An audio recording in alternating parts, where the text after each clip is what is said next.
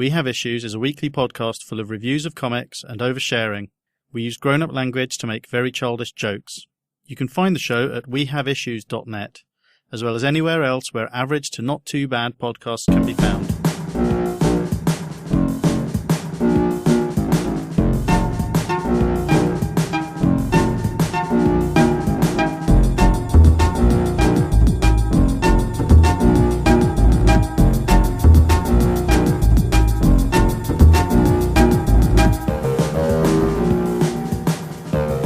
Started. I'm not well. You look tired. Do I look tired? A bit, yeah. Oh, you yawned a tiny little bit then. You can't say that to someone. You yawned a tiny little bit there. I don't. You didn't. No. You said you look tired, yes. which after this, I'm gonna have to go to the bathroom, cry for a little bit, and fix my makeup, and that is all your fault. Girls, that's. You looked. How is this right? I was talking, you yawned, I commented on it, and now I feel bad. No, you said you look tired. Because you yawned. You could have said you seem tired. You seemed to look tired. You don't look tired. You can't say look. You can't say look. You look delightful. Thank you. Probably, I mean, oh blimey. Probably, I mean, I don't really notice stuff like that. Oh yeah, we've talked about this, haven't you? Yeah. Now, you don't know this, listener, but apparently, or you might do, depends if you're No, married. I do. Well, apparently, once you get married, or if you're in a long-term relationship, because that's what it is. If you're in love, basically, what happens is you don't notice people by their gender anymore. Or you don't notice their gender. You don't see anything past their neck, according to Nick. Is that what you took from? No, what I said was it's nothing to do with being in love. God, no, you still notice girls and stuff. I see. It's when you're in platonic friendships with someone of the opposite sex. Right, okay. You just don't notice. They're just not big floating heads. Your head's fine. It's the normal size. You keep digging that for hole. someone as tall as you, and you're just a big floating head with no body. There's stuff down there, but you just don't notice it. I'm like the ghost in Spirited Away. Yes. Mm-hmm. I need to rewatch that. You should. Why, everyone should. This is We Have Issues. It's not Two Grown Men. I keep making that mistake. It's just me and Jessie. I'm Nick, and Jessie's Jessie. Yeah, that's me. Here this week. James was going to be here. He isn't here, which means I don't get to share with him how excited I am that my son seems to really like 80s music. Ooh, what specifically? Specifically, over the last few weeks, it's been Talking Heads. You know the song Psycho Killer by Talking Heads? He loves it. I don't know. Do you want to mention my age at this point again? No. I do know Psycho Killer, yes. Immediately before we started recording, we were just talking about how some of the people involved with some of the bigger podcasts have recently found out they don't really understand how the demographic of people listening to podcasts work. And the thing, my version of that is I've been learning recently, partly because of Jessie, but partly because I read something about it recently, about a university student breaking down all the different social networks and how people their age, at least as far as they know, use all of them. And Jessie's let me onto this a little bit, but because I use Twitter so much and because Facebook just seems to be full of people having ridiculous opinions and stuff, I just assumed that everyone was using both of them and that's what everyone, especially younger people, were using. But yeah, Instagram, loads more people apparently use Instagram. I think on Instagram, I tweeted this saying that on Instagram I can just get away with posting a pretty picture. Mm-hmm. Because I'm a lot more artistic. I have not got anything interesting to say. That's why I'm doing That's not true. Podcast. But I did mention that, now I have to pretend to be at least somewhat intelligent by, if I have to tweet something, it should probably be, coherent at least. I definitely think you come across as somewhat intelligent. That's somewhat. I like the somewhat. That is good. Sorry. And also I should mention young people are really egotistical.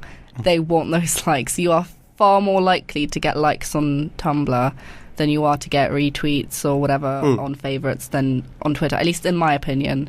And people like posting selfies. It's a much more share-based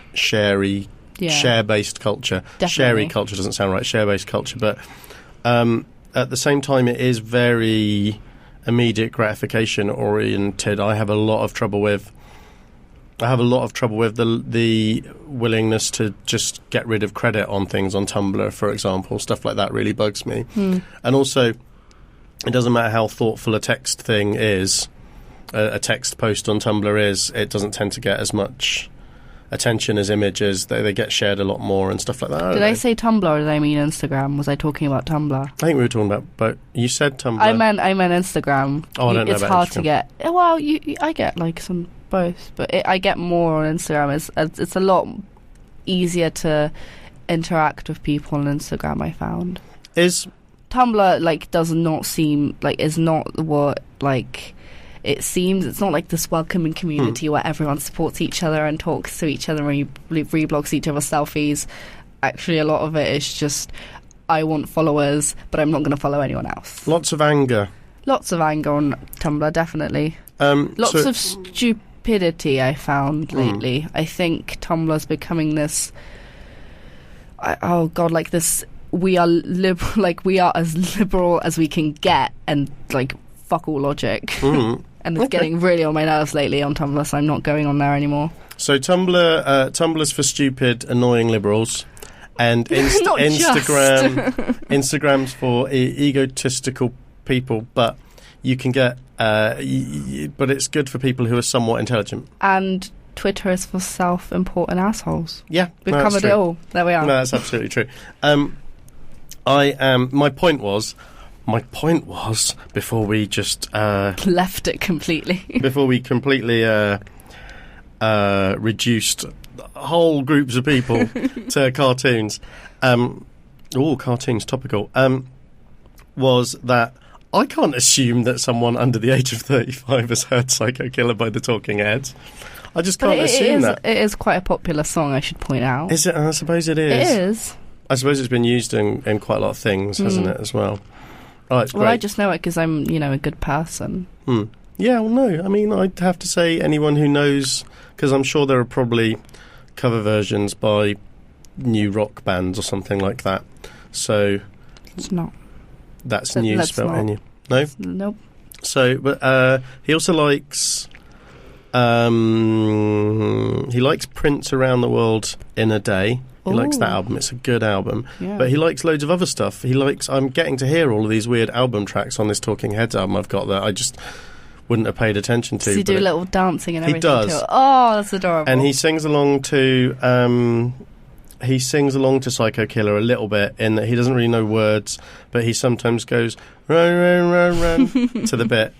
I'm not normally allowed to talk about him on this show, so it's quite nice. Apparently when Jessie and I are here on our own, we just take the piss out of each other. That's the thing that apparently happens. And we bitch a lot. Yes. It's about other things. Yeah, it's like two housewives getting together to swap recipes, but instead we bitch. Two angry bitches. Two angry that should be a podcast we have by ourselves. Yeah, I think that's not a bad idea.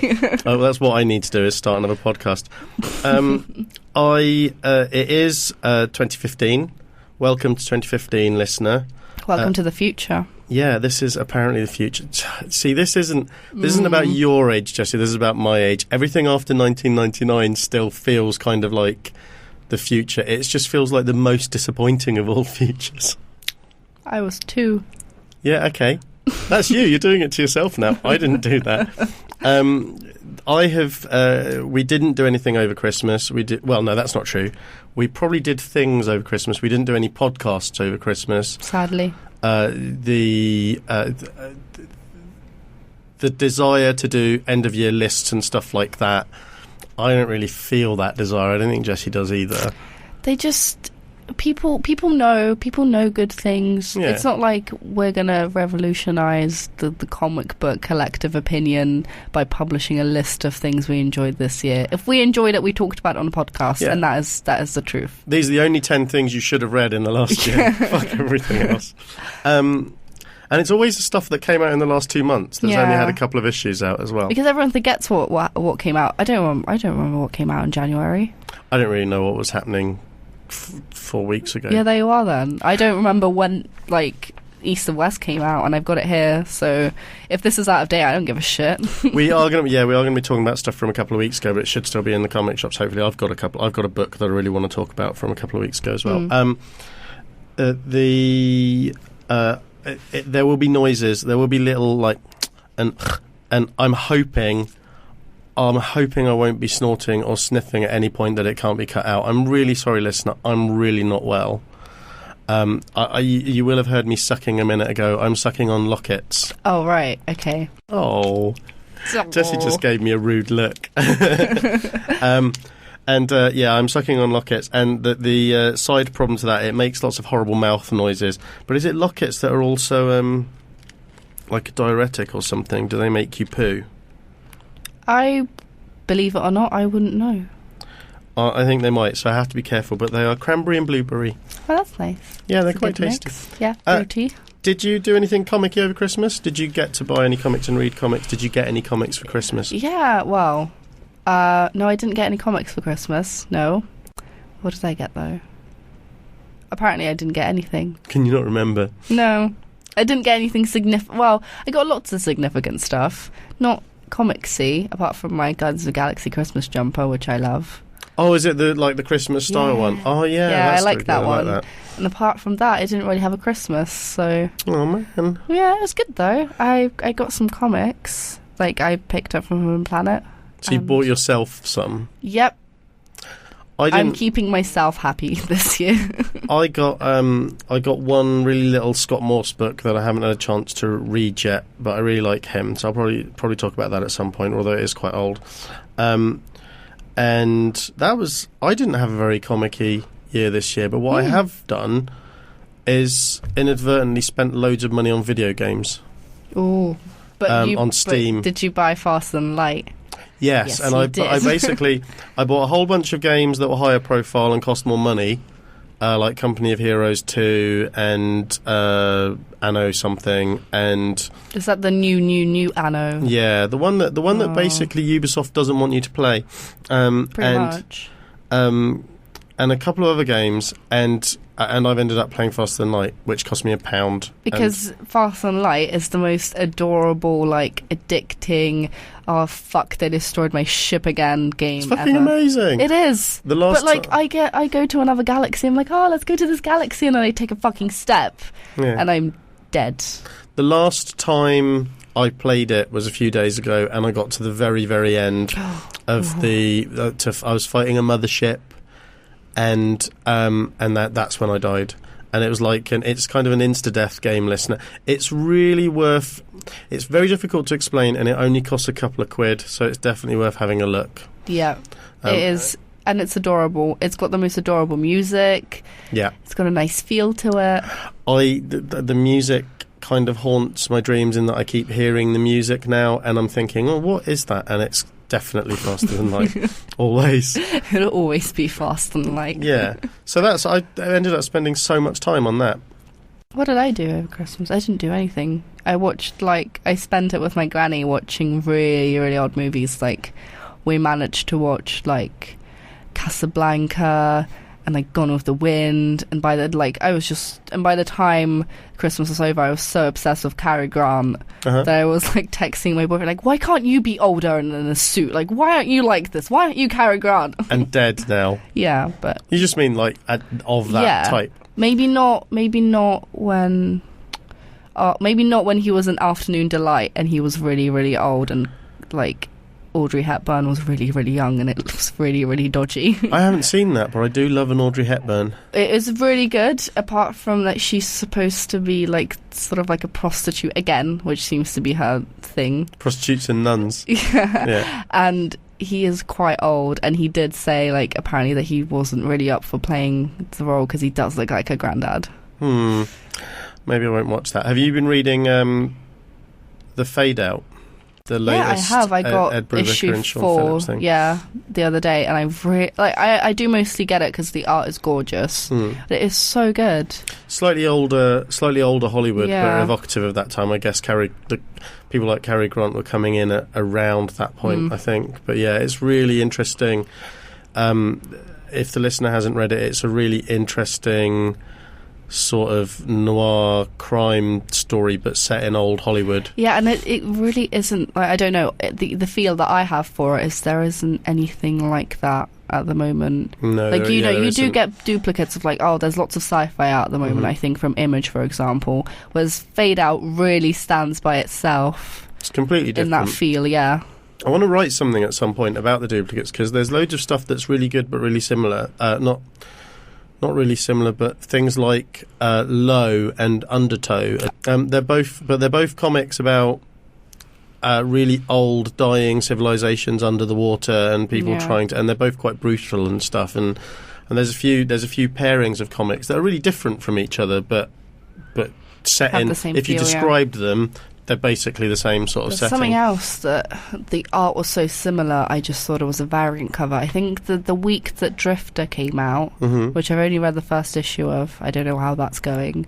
But Second one came out, I haven't had a chance to read it yet. Me neither. But there was something else on the shelf, and they were both like this week's picks or whatever, and they both looked so similar, I genuinely thought that it was a variant cover for Drifter. It's a problem when... and they're both from Image, and they were released the same week, and I just... It was, completely what? spaced on one of them. Yeah. I didn't understand why. Sense. But it makes no sense in terms of market-wise. Why would you release something that feels so similar? Although, as much as I love thematically linked covers and stuff like that, we did hit a point after about 4 Wicked and Divine covers where I can't actually I space. They're deliberately similar portraits, and they're all lovely. Yeah. But I now couldn't tell you what happened. Really? And I haven't read them as closely as you have, though. But I couldn't tell you what, because I come from a time when normally what was on the cover had some bearing on what happened inside, and they do, because they tend to have the most prominent character on the cover. Each thing is about the introduction, the main point of the main god that's in that issue, I found. Yeah, absolutely. So it does give you some indication of what the comic's going to be about. It does still fit, but it's there was a point in time when I had thousands of comics, but I could still tell you roughly what happens in each one just from looking at the cover. That's become less and less something you can do over time. But do you not think that's a little bit something that you've been sort of perverted by from Marvel? Because every time I look at Marvel comics now, I can roughly tell what the story is going to be like. There was no surprise anymore. Like every time when they were doing with all the X-Men stuff, there was the trial of Jean Grey and that kind of thing. Like every cover, I would be like, okay, so now they're having this character in. Brilliant. And now they're doing this, and now they're going to do this plot twist, and I felt really You've hit that point. You've been reading comics for just that long. I am so jaded now. The soap opera. This is when I was at university, we studied soap operas, and we didn't study. So that wasn't my whole degree. There was a module on soap operas, and one of the things that really came through for me then, which actually allows me to give soap operas and most shows actually a pass on so much, was the idea that the reason they're so repetitive is because they're designed for a turnover of viewers. So they don't assume that someone's going to be watching, certainly initially, they didn't assume that someone was going to be watching Coronation Street for the whole 30 years, or more appropriately something like Neighbours or something. They'd assume there's a 2-year window where you're the right age for it, and then you go off it. So stories start to recycle after that amount of time. The reason I read X-Men, for example, the reason I always picked up all these series is that I did like the soap opera factor, and I really did because it was all who's sleeping with who for a little bit, which is fine because I do like character interaction a lot. But now I'm oh, okay, so now they're doing this in the Guardians of the Galaxy. That's my pet peeve, Guardians of the Galaxy right now. In terms of the series, it was good for a little bit, and now they keep introducing characters for a little bit, for like an issue with no relevance. Yeah. Sort of like they keep just shoving characters and then doing team ups and like, oh, let's not do that. There is a level with that book where they're milking it. Definitely. Do you mean when they started throwing in Venom and then Jean Grey like fucking got thrown in there and then Captain Marvel got thrown in there? Which one? Because they keep throwing characters into the Guardians of the Galaxy. No. I'm being more positive than you are. They are milking the success of that book to a certain extent, but at the same time, they're using it as the way of getting those characters involved with spacey stuff a lot. The thing I found a little bit confusing was I read a few issues of Cyclops and I keep spacing on I keep thinking, well, wait a minute, the Starjammers are... Oh, no, the Starjammers aren't the Guardians of the Galaxy. The Kree aren't the Shi'ar. I have trouble with the cosmic stuff. I get very confused. Oh, yeah, definitely. But I do think that maybe that just means that at this time, at least for a little while, you've hit your limit for this particular sort of spandex comics, because that's what they're designed to do. They're designed to sort of like churn. There's a churn going on, and you've just got to the point where you recognise it now, and it stops being fun once you recognise it. Yeah, I might just wait until like a new because Marvel will do that. They will probably get a new team in, and it will get new writers, and I'll probably pick it up to see where they're going to take these characters again. If it was any other writer, maybe, but Bendis tends to have really long runs on things, so I don't know. Really? We're only like 30 issues in. Avengers, he was on for 10 years or something, wasn't he? Oh, wow. I happen to like it, Bendis is good. Bendis is consistent. Not so much lately, but he is good, and I do like him, and he's fucking hilarious on Tumblr. I don't know if you've seen... Yeah, I follow it. He links to stuff on it from Twitter, so I sometimes see it on there. Anytime anyone asks him anything, it's just like a gif of someone flipping them off. Or, oh god, I love him. He's hit that point where he's talking in gif. Yeah. Okay, we should talk about some comics. Yeah, we should be more positive. I'm so sorry for bringing the mood down. Yeah, I don't know what's wrong with. What is wrong with you? This is not. That is not what this Christmas spirit is about. This is not the Christmas miracle I was promised. Would I blow your mind if I said they don't exist? No, not at all. I'm an incredibly grumpy person. I'm just glad that you are... I'm just glad that you're learning early how shitty everything is. No, we're not. No, we are going to be positive. Okay, everything is good. So, right. I read a book from Dark Horse. One thing, I read a few comics online over Christmas, and the thing I really noticed was, as much as we keep talking about Image, although to be fair, between this show and the Momcast, we've been talking about Image for a few years now anyway, and how great a lot of their stuff is. Most of the best, most interesting stuff I read with the most consistently solid art and writing in has kind of come from Dark Horse and Boom. Over Christmas. Certainly, I wish I had more examples to share, but I've read a lot of really good comics out of Dark Horse and Boom over the last few weeks. Dark Horse have always, they go in and out of fashion, but their creator-owned stuff is nearly always of a really high quality. Boom have got, I think, either Boom own Archaea or Archaea own Boom, whichever way around it is. They're together, that all of those imprints are bringing out some really amazing stuff. So the book I picked up kind of on a whim yesterday, though, is Lady Killer, issue 1. It's $3.50 from Dark Horse Comics. It's written by Jamie S. Rich. It says story by Joëlle Jones and Jamie S. Rich. So although Jamie S. Rich is a writer, it's probably like... They're probably sharing some of the writing there because of the way that's worded, I think, with art by Joëlle Jones. I've read a few graphic novels by Joëlle Jones before. I've seen her art in various places, so I knew that I'd really like how it looked. She's got a very crisp style, a bit more exaggerated than realistic, but still really, really nice. She draws very elegant women. Really nice clothes. There are some amazing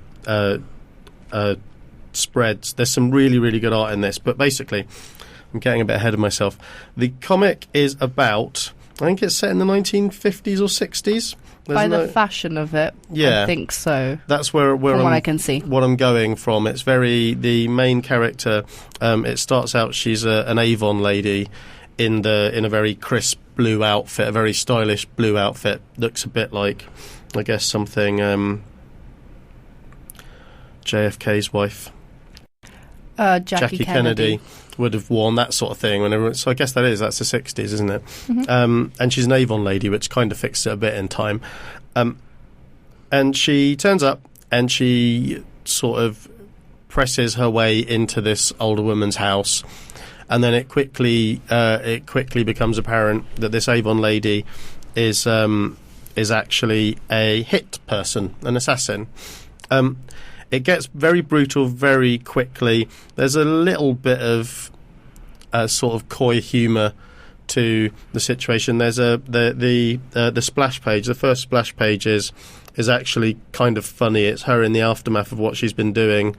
She looks quite cutesy. Yeah, and it is, and she's actually a really beautiful character. Joëlle Jones draws absolutely amazing characters. You quickly find out that the protagonist has like the nuclear family as well. Yeah. So it cuts from the scenes of violence immediately to her being a homemaker, getting dinner on the table. Her mother-in-law is this horrible old crone who sits in the corner judging her. She's feeding is it the one kid? She's getting dinner ready and waiting for the husband to come in, and when he turns up, she's got these two adorable little twin girls actually. And then the husband comes in and he's like the breadwinner, and he comes in, and from that point on it's like a 60s sitcom sort of setting, really. It's very cosy, and it's all written really nicely. You don't hate him for being this traditional man. You kind of like her. She seems very on top of things and stuff like that. But towards the end of the issue, her being an assassin kind of comes back in. Someone's trying to get her boss, basically the guy who gives her the jobs, starts to intrude on her life in this really sort of cutesy but American annoying Dream. way. Well, he is it because it kind of looks like it looks like Dexter, but like so much more creepy because it seems so much more normal. It actually isn't. It's the thing is, okay, it's all really cozy. So right. the first scene is quite horrific, but then it's all really cozy. You're not entirely sure how. She's not a serial killer. This is just it might just be a job. We don't really know how she relates to it yet. Right. But her boss, the guy who gives her the jobs, he's this gorgeous guy in a suit. He just turns up unannounced at her house, which is frustrating for her. You suddenly realise that if there's a romantic foil in this comic, it's him, not her husband, probably. And then the final page suggests... What I'm not sure about is whether this is going to be a comic about this woman who has a double life and manages it, like Alias or something like that, like where she's got a double life and that's what it's about, and her trading that off. Or if at some point in this 5-issue... I think it's a 5... I've got it into my head, it's a 5-issue series. I'm not sure whether it's going to all go seriously pear-shaped from here on in. There's no indication of that in this. There's nobody investigating at this point. There's no real tension there. The tension seems to be, is her husband going to work out that she's an assassin? It's quite cosy and never gets particularly dark, aside from the first scene is brutal, but it never gets dark beyond that. Okay. There's even a little bit of you see her stocking tops, don't you? In that picture you saw. Yeah. It's very cute. I like it. I definitely like the look of it. I'll buy it for the art alone, probably. Joëlle Jones draws amazing. I really like her. It's a really crisp colour scheme. It's just a really good looking book, and it's written really nicely. But like I said, I'm not sure where the tension's going to come later on. I think it might come from the mother-in-law, but that's besides the point. I just want to very briefly mention, I haven't finished reading it, but there's an Avengers No More Bullying special that just came out, which Marvel have put out at $1.99. It's just got 3 stories in it. It's quite a cute little anti-bullying comic. They've got like good creators on the stories. I've only read the first one, but it's about Hawkeye basically finally saying, it isn't okay that you're all taking the piss out of me all the time. To the Avengers, they just they have a normal scene where they just ignore him, and he's like, this isn't actually okay. I know I'm not the most powerful person on the team, but I do have some skills, sort of thing. Which it's not. It's gonna make most people roll their eyes. This comic. No, that's not why I'm rolling my eyes. Well, I'm getting a bit annoyed that. Why is everyone taking the piss out of Hawkeye? Like, that's the point of the story. He is just about as valid as Black Widow on the team. Yeah. Like, she has like some, like, what is it, modification, like she can't age or something, but she doesn't seem to. Like, this is bullshit. He's the most lovable one of them all. Yeah, I mean, I think in the comics, the films and the Ultimate Universe has muddied the line between the two of them a little bit, because they've made him kind of a proper operative, like a military operative like her, and so he's pretty much as good as her. But actually, I guess in the comics, he was always just kind of this dude who shoots arrows. Oh, I love him. But that wasn't something that used to happen like 10 or 15 years ago. Right. So there's a Guardians of the Galaxy story in here written by Jodie Houser, and there's an Amazing Spider-Man story written by Jerry Duggan. I haven't had a chance to read those yet. I'm not sure who this is for, because people who are being bullied kind of know that it's wrong to be bullied. But it's a nice... The first story is pretty nice. It's obviously aimed at younger readers. The art throughout is really, really good. Straight down the line comic art. And I don't know if it's going to change anyone's minds or anything, but it's priced at a level where, schools will be able to get it in and stuff like that. So I think I saw a thing. I saw the cover arts for the variants. I don't know which month it was when the variants came out with like anti-bullying thing. I don't know if you saw. Did that happen recently? Is there a campaign going on? I think there was, because I remember seeing variant covers for lots of different issues. I think that was a thing, and they seemed so genuinely nice. Yeah, I mean, it didn't feel like a forced. We're doing a campaign. We're taking a stand, because bullying has been done. Like, it has been sort of a. It's not something that we can fix, I don't think, and it's horrific. Sort of, but like, I liked seeing those variant covers because it did seem really adorable. It wasn't just like, look, here superheroes get bullied too, but it was like, look, those superheroes will fight for you. Like, there was one with Gamora and this little girl, and like that one specifically was just so adorable. I thought, I don't know, I didn't see those at all. I'm going to have to look them up. They were really great, and I really like those, because even if you're passing by, you're just like, yeah, I guess, like, they could be standing up for me. Yeah, I mean, it's always difficult with bullying to. For most of us, the worst it got was when we were at school, and we genuinely didn't have any agency at all, and felt like nobody really knew what it was like. Now, it's very difficult for people in our position not to understand that. Not to have access to places where people talk about, everyone Bullying is not going to be something that's going to be fixed, so I think it's going to be fixed in schools. Schools genuinely do not care if you are bullied, and they are not going to do anything about it. That is the sad truth, listener. We're back to this again. But it is true. You're going to have to power through, because you are great. Yeah. Yes. I think schools do. I think most of the people who work at schools care. It's just there's not really a lot they can do. Well, basically, if you fight back, you are just as guilty, apparently, according to school, that you are just as guilty as the person that you bullied, and therefore, if you can't exclude the other person, because you'll get excluded too. Yeah. Because that's life. That is fair. People don't get punished in real life. I'm going to be so bitter. You already are. It's good. I like it. I am bitter, yeah. It's good. It's good. I'd hate to think that in the last 30 years since I was at school, suddenly everyone was happy. No. Because I'm a horrible, horrible man, and if kids today were having a better time than I did, I'd be very jealous and envious, and I would kick them when I saw them in the street. I think bullying a lot nowadays is a lot more sassy as well, so you don't really know the difference between just like banter, I hate that word, or bullying. Oh God! Unless you are literally being like, you know, I don't know, pushed and I don't know, having your head stuck down. Yeah, I was just gonna go for that. Yeah, being given wedgies. That doesn't happen. I don't know. I went to an all-girls school. We didn't do that. Our makeup would get fucked up. Yeah, no, I can see that. The third book I've got to talk about, this was from last week, I think. It's called They're Not Like Us, and it's written by Eric Stephenson, who I haven't read loads of stuff by him. He's like the big guy over at Image, but I've not. I know he's written stuff in the past. I just haven't read very much of it. With art by Simon Gane and colour art by Jordie Bellaire, who were really the draws for me because I love Simon Gane's work.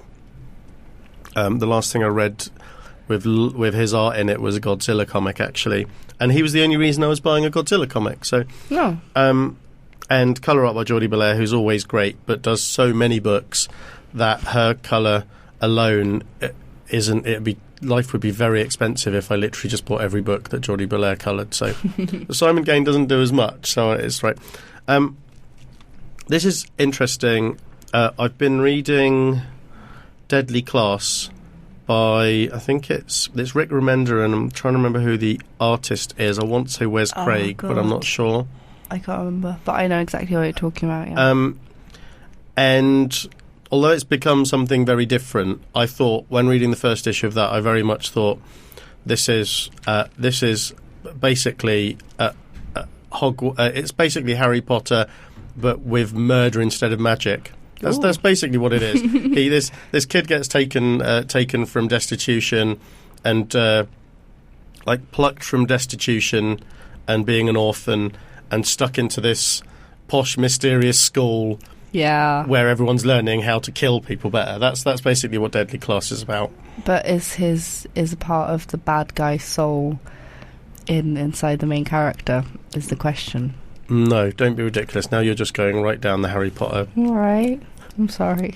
I don't. No, that isn't. Well, what it's become very much is a place for Rick Remender to tell stories about how shit being a teenager was, and it's really good. Actually, I do really like it. But anyway. This is to the X-Men what that is to Harry Potter. Right. It's got a. This is the thing. You know, today I was genuinely going to write down the names of characters, so I wasn't just talking about protagonists and stuff without knowing the names, and I completely failed to. But anyway, it starts with a young blonde woman on top of a building about to jump. It's not the first time I've seen this technique, but it's a really nice technique where the cover is actually the first panel of the comic. Right. Watchmen's, I think, the most famous example of this happening, but it does get used. It's used really, really well here, though. The cover is a picture of her feet. She's on top of a building, and someone's saying that girl is going to jump. Did I say what this comic's called? No, I don't think I did. No, I don't think you This did. comic is from Image, and it's $2.99, and it's called They're Not Like Us. It's got this really nicely designed front cover with, as I said, the first panel of the comic on the front cover. The first few pages are about her reasons for wanting to kill herself. Yeah. You get a sense that something else is going on, but actually it's just a really... At this point, it could just be about someone dealing with despair. And she gets interrupted by this dude who's got a real attitude. He's in the fire exit doorway. He just turns up there and he starts giving her a hard time about wanting to kill herself. Not really doing that much of a job of talking her down, really. Does it work? It doesn't look like it. It looks like she actually does try to jump. The next scene, she's in a hospital bed. Right. She's in a state. She tries to get out. She's hearing a voice that's telling her she needs to get up and get out. And it's the guy again who was on the rooftop. And he takes her to this place that he tells her is her new home, which is this really ornate, giant old house behind a big red rusty gate, full of people, full of these very disparate people, all of whom have similar stories to hers, all of whom have... It transpires that part of the reason she was on the roof was because she hears voices. Right. She hears basically people's thoughts, and each person in the house has something similar. They're not all telepaths, but they all have similar... They've basically got superpowers. And she's been saved from a life of being, like, going insane among normal people and brought to this house, but there's a cost to it. So, as I said, it's a very modern version, I guess, of the first few issues of the X-Men. Right. Really, they're being pulled together by these mysterious benefactor figures. The writing's really nice. The art is amazing, though. I love Simon Gane's art. His line is normally much thicker than this, and Jordie Bellaire's colour is normally much bolder as well. What happens here is I thought I knew both of their art. I thought I knew both of their art and their styles really well, and I thought I knew exactly what I liked about them and why they were really good. And what happens is the combination of the two of them just elevates them both completely. It's really, really good, and I'm definitely going to be getting the next issue. I don't know if this is one of those situations where Image are putting out the first issue at $2.99. It'll be going up. I don't know, but it's just absolutely gorgeous, and it's still definitely Simon Gane's art, but I've never seen it look like this before. It's just lovely. I like it. That's the bottom line. I read it in digital.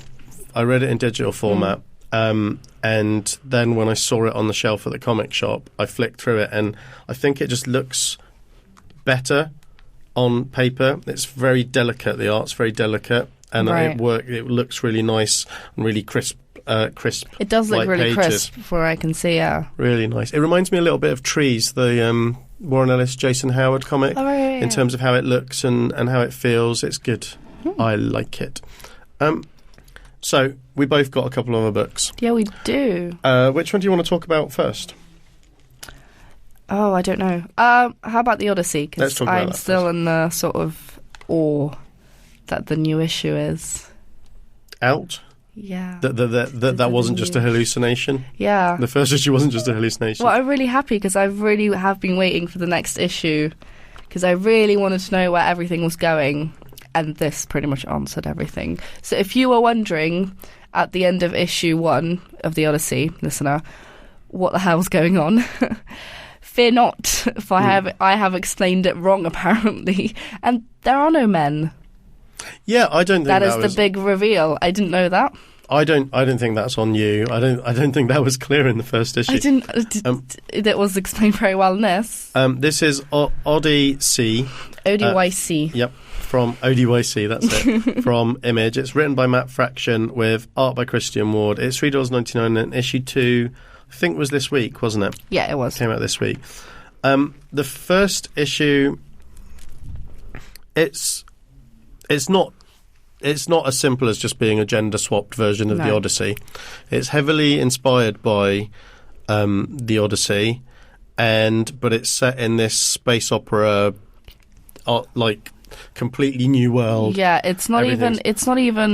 You can't even go as far to say it's sci-fi because it's so far out of the usual sci-fi zone that I can't even begin to describe the feel of this comic. It is trippy. It is literally as if you've taken a lot of drugs and you're like, I'm going to travel through space. That's pretty much it. Yeah, I guess the thing that it's most similar to is from Image as well, and that's Prophet. Have you read that? No. That's also very weird and takes a very vague and poetic approach to trying to tell the story. You know, it doesn't really lead you by the hand. There's lots of poetic prose that you're never entirely sure you've understood properly the first time you read it and stuff like that. You understood this a lot, but you understood the first issue a lot better than I did because you've got a history with the Odyssey. Yeah, I've had I have like sort of an academic. It's a stretch, but I do this in college. Mm-hmm. I have to read the Odyssey for my exam. Is what I have to do, and therefore I sort of know the story traditionally, and I know it really well traditionally. So when I went into the Odyssey, the comic, I sort of went in knowing what everything is going to be. Except if you have read the Odyssey, if you read issue 2, you're going to realise that they are not doing the traditional retelling of the Odyssey at all. In fact, they are basing it around the story of the Odyssey, the voyage, the Nostos home of Odysseia, I'm guessing. However, they are bringing in lots of like other Greek myths. So if you're into your Greek myths, you might do a little scavenger hunt in this, I think, as the issues go. And they finally explained what is the deal with the Subex. That isn't age thing. They finally, in the second issue, God, they made us really wait for that one, didn't It's because I'm so impatient about this. Yeah. I'm so excited and impatient. And it's very good. The deal with this now is that this isn't spoilers, I guess. No, the first part of this issue is very storybooky. It introduces the world and the characters very quickly, so that you're thrown in and you understand what's just happened and what's going to happen, what the aim is. Right now, what's happening is we are told about the world and sort of some of its rules in a lot of detail, and we are getting lots of background onto the gods and especially Zeus, and what she has done to create the universe, recreate the universe. Zeus, like Odin, I think this probably is something I've got a sense of from films more than actual stories, but was always kind of vengeful and petty anyway.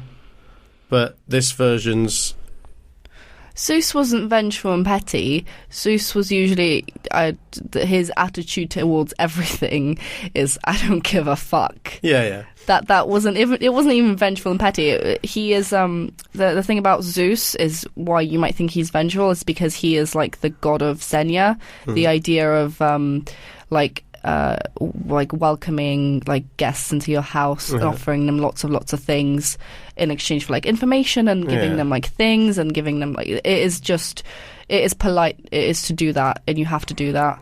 It's like a ritual type of thing, pretty much. Guest friendship, that is the word for it. And the reason why Zeus might seem so vengeful and angry is that because if someone is like hybristic and doesn't like abide by Xenia, he's usually struck by Zeus, pretty much. It's his job to make sure that stuff's exactly followed. There's usually like a storm or something just to remind you that you do not fuck with the rules that Zeus gives you. But he's like the god of all gods, isn't he? Yeah, he is the main god, bitch. So he really got to decide which thing he was the god of. Well, I don't know how that works, but I guess. So he kind of will have got. So he became the god of that because he was the one who was always doing it. He's basically like the gangster, the one who comes around and says, "You disrespected me in my house." Well, his wife is the goddess of marriage, and he literally sticks his dick in anything that walks. So doesn't even have to walk now that I think about it. So no, swimming. He doesn't mind that. Or floating on the surface. But that's traditional Zeus. That's traditional. In this, Zeus is a lot worse, from what I can tell. Zeus is worse to the extent that she decides to destroy all men, for they are terrible and they create violence. Well, there's a really anti-children. Definitely. It's a really interesting. It's a really interesting logic that Zeus has in this, and it's quite seductive almost, and that's that children are the most hubristic thing of all. They seek knowledge. They're constantly trying to grab. There is. I should point out there is a strong theme of matricide and patricide in the Odyssey, and it does start off with Zeus saying that she has killed the Titans, and that's how she became the most powerful, and she did kill her father and that kind of thing. And then she starts to realize, I think the deal is that she starts to realize they learn violence and they become stronger than her, and she has to eliminate them, essentially, is why she wants to get rid of children.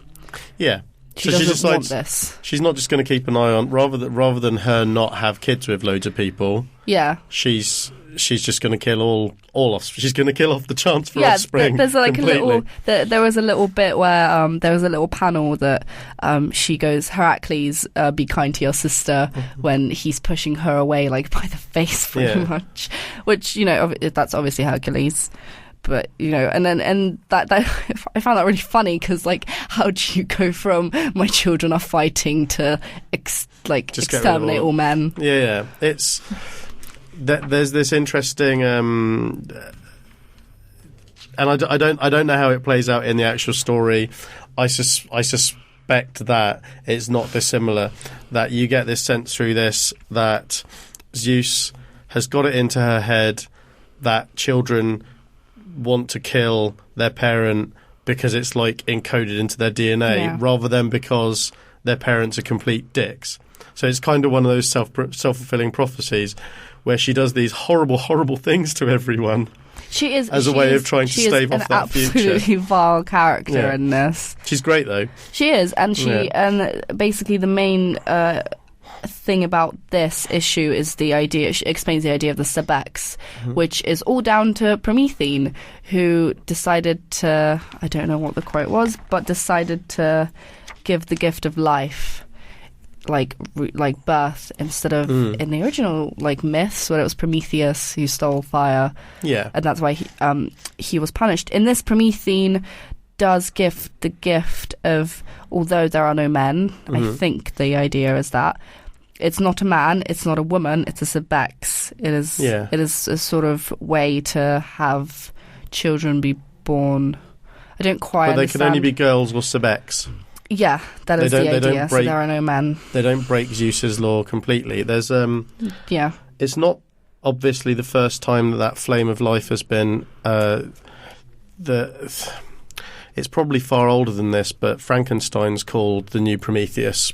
That making that same link that like fire and life taking the gift of life from God is kind of a Promethean thing. So it's I was much more on side with this issue. I felt like, I don't know if it's that I got used to the prose or it didn't bother me quite so much that I didn't understand everything that was being said. I just love the idea. Like, now I don't want to read this because I like the Odyssey. Now I want to read this because it's a like incredibly interesting world they're building.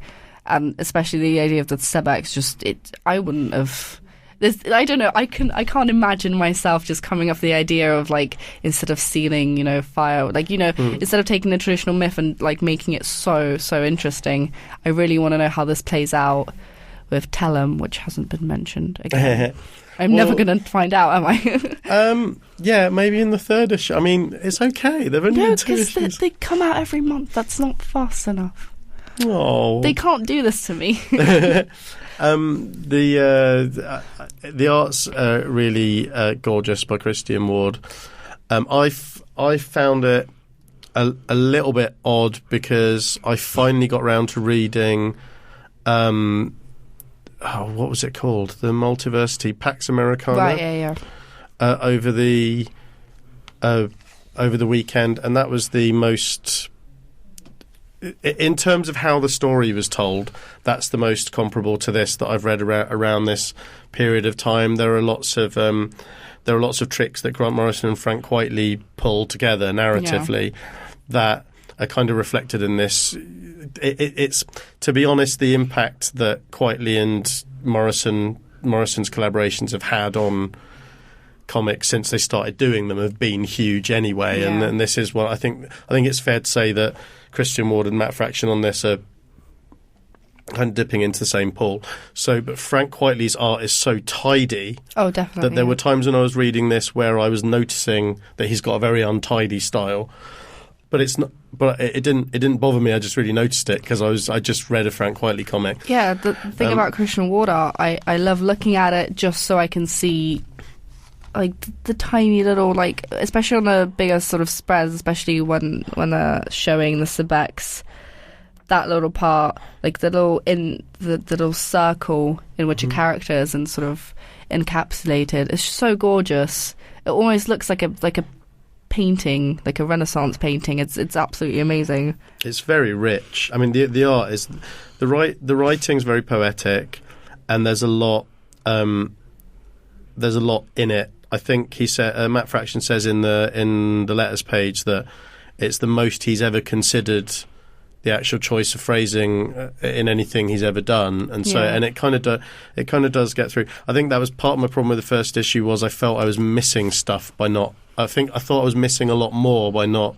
understanding particular things, that it was going to bother me, I was going to miss out or miss really important stuff by not understanding certain lines. But I think it'll reward rereading quite a lot. But Christian Ward's art is so is so full of ideas and stuff. It's I didn't have a favourite scene in this because I didn't really have a favourite scene because there were so many really good scenes, which was quite cool. I thought it was going to be the initial storybook bit at the beginning where you're finding out what Zeus did is really, really good and really rich. But then the actual and the other thing I said about the first issue, which this one has lots of in it, was me needing that human interaction to hook into something, to have characters who are flawed and vulnerable, and to have people make decisions that aren't easy and stuff like that. And there's a lot more of that in this issue. So I love the scene between, who is that Zeus is talking to? Oh, I think it's Poseidon. Is that Poseidon? That is strange because they're okay. Because Zeus says you're pissed off of her because she didn't give you a tribute. Who didn't? No, that was Athena. Athena. Why? No, was it Athena? Someone didn't pay tribute at Troya or whatever, and but Poseidon's pissed at him for different reasons. Oh, It might be Poseidon actually. It was Athena. They had the Greek army had destroyed one of her temples in Troy when they sacked the city.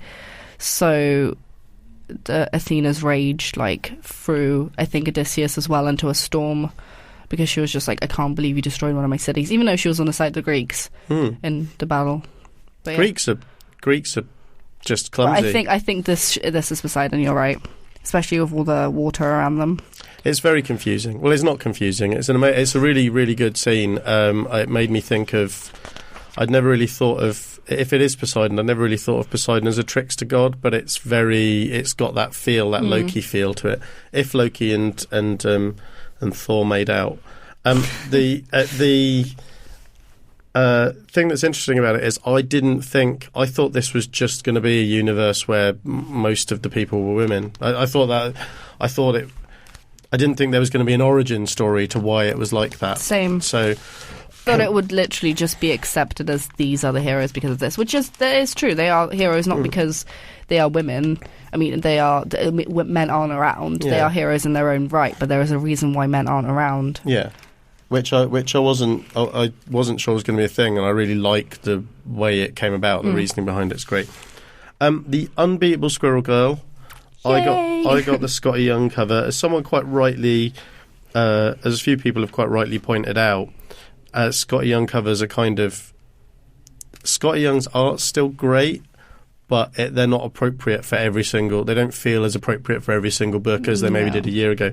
But it really does for Squirrel Girl. It really is so adorable. I don't really know Squirrel Girl as a character. I just know that she was introduced as... It felt like kind of a joke character to the Avengers, but that there's this thing in canon where she is actually incredibly powerful. She has lots of her abilities are... mainly of that she can do anything. Yeah. She's amazing. It's very odd. The stories allow her to get away with an awful lot. This is it's $3.99. Issue 1's on the shelves now. Comic shelves, that is.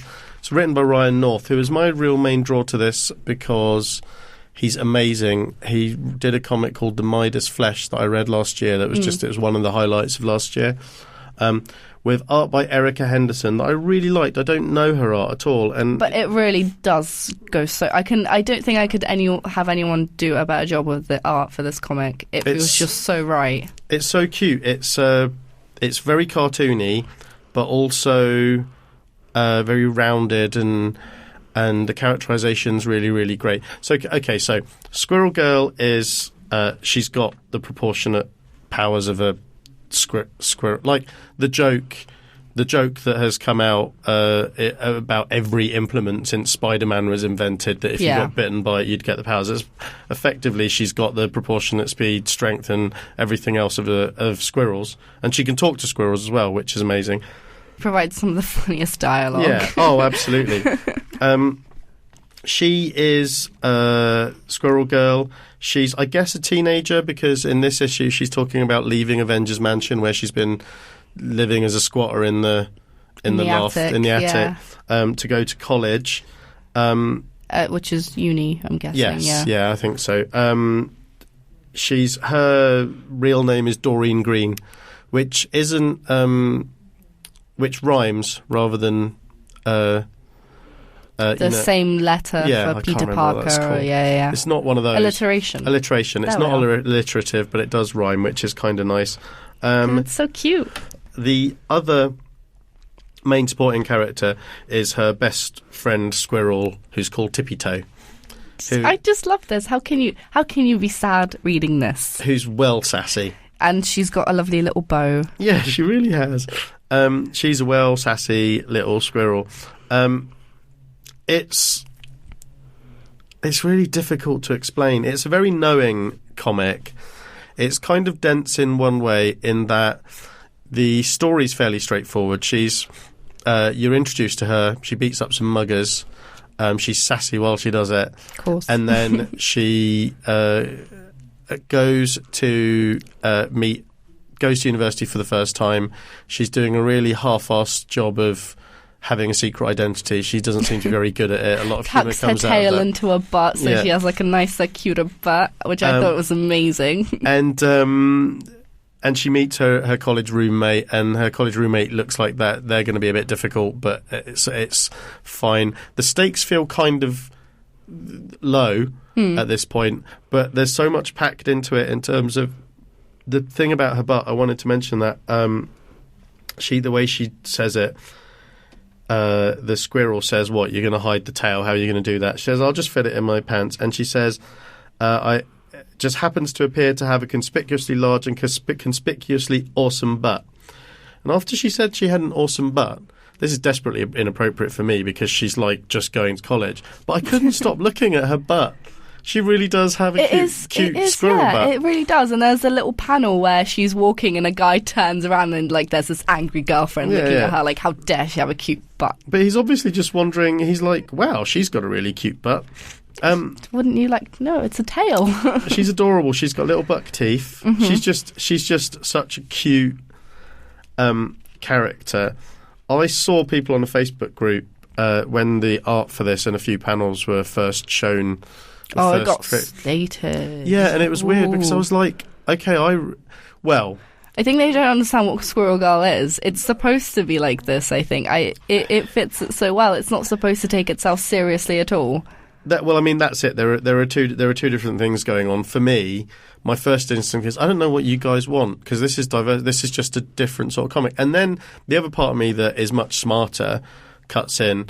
It's a little bit like the guy who was talking to you about Guardians of the Galaxy and stuff earlier on, and says, well, I mean, it's quite possible that the 30-year-old men or 25-year-old men who have been reading comics for maybe they don't have to like every comic. It doesn't matter. People seem to think, well, if the company I like is putting it out, I have to like it, and it's there is a difference between weird. Not picking it up because of style, and then saying that it is crap. Yeah. I get very annoyed with people. You don't have to pick up every comic. I don't pick up like My Little Pony, and that's a comic for obvious reasons, because it's just not something I want to read. But if you look at this and you don't want to read it, don't slate it. It's a comic about a girl called Squirrel Girl. Yeah, well, I don't know what they're expecting. Like, this is so fitting, and she's got like this, cute and quirky style that the art really, really like emphasizes, like every time she's doing anything, she's like, oh damn, I just remembered I have to forget the fact that I can't carry these boxes because I shouldn't have super strength. And she like drops them and she falls over like, oh no, can you help me? In that way, it's really dense. There's so much going on every page as well, isn't there? And there's even Ryan North quite often does stuff like this, but in really tiny letters underneath every page, there's a little extra joke for that page and stuff. Craven the Hunter's in it. It's exciting without you really being worried that she's going to get into serious trouble at any point. I really like it. I think it's good. Definitely going to be getting the next issue. Same here. It's fun. It is fun, and we need more Marvel fun because I just saw another event that was advertised literally in the middle of the book.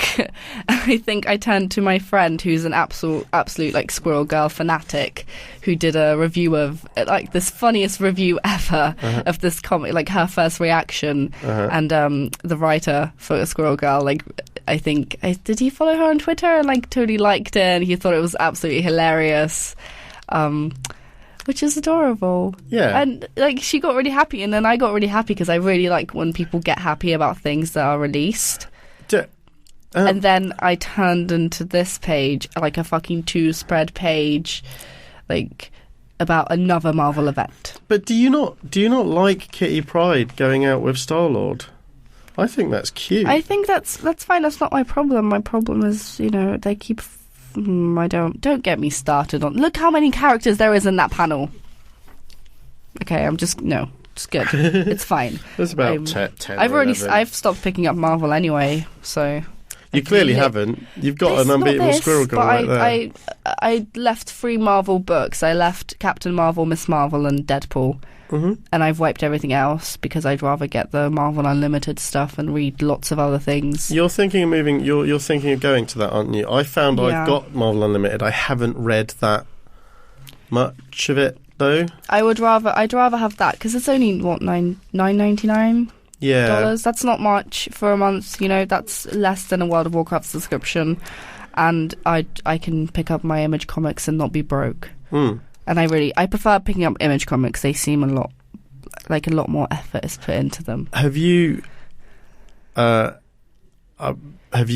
a single Image series that you enjoyed that you wouldn't then want the book of afterwards anyway, though? What do you mean? Like the collections? Do you not find that you're going to want when ODY-C is? Oh right. Definitely. Want the collection? I'm going to be. I have to buy the Wicked and Divine trade as well because I want to be able to just pick up the book with me on the go, so I can. I don't want to take the issues with me, and definitely East of West too. Yeah. Talk about East of West. I do. Do we have time? We have time. Yeah. Go on. Well, as long as you're quick. Yeah. I didn't know. Apparently, not a lot of people picking up this. What? I don't know if not a lot of people are. I think lots more people should be, though. I'm not an expert on the numbers. It's fine. It's absolutely awesome. It is by Jonathan Hickman. Yeah, and I do not know the first name, but it's Dragotta. Nick Dragotta. Nick Dragotta. I knew it. Okay. It is. You did not know it. I did know it. Okay. I don't remember names. I can barely pronounce things. Yeah. No, you can't. That's not true. You're like one of the best pronouncers. Am I? Okay, we'll go with that. You're better than most of us on this show, anyway. The East of West. I have issue 16. I feel like this is when everything is kicking off. The idea behind East of West is that it is a completely different. It is a futuristic world, but it's all sort of not. It's not steampunk, but it's like a Western with lots of technology, and it is weird as fuck. It's great. And you have the 4 horsemen of apocalypse sort of having the idea of the message and the end of the world and that kind of thing that I think all the nations or some of the nations in this book follow and truly, and those who like understand the message will become like true followers and that kind of thing. And the idea is that death has sort of left the horsemen of apocalypse, and they're sort of trying to get him back or sort of hunt him down pretty much. And lots of things happen in it. At one point we found out that the Death fell in love and had a child with one of the other characters who became like the queen of her nation pretty much. It is absolutely great. The art in it is so clean. I cannot praise the art enough. The contrast and everything in it is gorgeous. And issue 15 and 16, I think, is when it's starting to kick off. But there is a war coming now, and there's been like fighting and lots of bloodshed and people trying to get each other because there's a lot of politics in it as well. But now there's a war, and I just want to see what Def is going to do. So if you don't pick up East of West, you're so going to regret this, because it's really good now. I get the feeling it's even better. I get the feeling it's one of Image's books that the first trade is available at a much cheaper price, like $9.99, so about £6 on Amazon if you're in the UK. I read the first book. I do need to catch up with it. It is gorgeous. It's super dense though. Jonathan Hickman's world building. I have a sort of a love-hate relationship with it, because they literally released another issue just about the world, like about each nation, because they're all so specifically different. You have no idea what they're about, and there's so much like unexplained technology in it that I think the little side book that you got really explains it well. Well, not doesn't really, because some of them don't get explained at all. But it does sort of give you a little bit more background info as to what happened. How much is that a month? $3.50, I think. I think it stayed the same pretty much all throughout. Okay. I think that's us. It's been a bit epic considering there's only the two of us, hasn't it? It was dense. I think 2015's already bearing down quite heavy on us both, isn't it? We need gonna pass out. Kind of need someone like James around to lighten the mood. Yeah, definitely. I haven't heard a lot about retarded ejaculation for over a month now. I know. So James has to come back. But yeah. So we enjoyed all those comics. They were very, very good. You can follow me on Twitter at NickSite. Jessie is on Twitter. I am now on Twitter. I'm Deadpool's girl. Like, literally, I'm Deadpool's girl. Deadpool's girl. Because someone stole my fucking username again. Okay. You left it too late to get onto Twitter because you young people aren't on it that much, apparently. Because I'm not very interesting. No, that's not... Don't. It's true. You're also on Instagram at the same name. Yeah, no, it's just Deadpool's girl. Just Deadpool's girl, you've got the name on it. Yeah. I'm not on Instagram. I don't understand it. It's for young people. It's great. You can listen to all of the previous episodes of this at wehaveissues.net. Obviously, you can subscribe on iTunes and anywhere else where podcasts are. And please do rate and review and talk to us online if you've liked what we said, or you didn't like what we said, or you disagree with what we said, or you agree with what we said. It's all good. All of that's good. It's just like people talking to us, really. Well, I certainly do. I'm sure Jessie does as well. Yeah, I love it. And or you could just send pictures at her on Instagram, because it's all pictures on Instagram. Send me pictures, no dick pics. No, don't send anyone dick pics. Don't ever send it unless someone's asked specifically. But they look so strange. They do. I mean, I don't understand why anybody would really want them. I don't know. But that's me. I don't know. That's probably quite heteronormative of me. The next episode will be next week. But for now, that's us. Bye. Bye.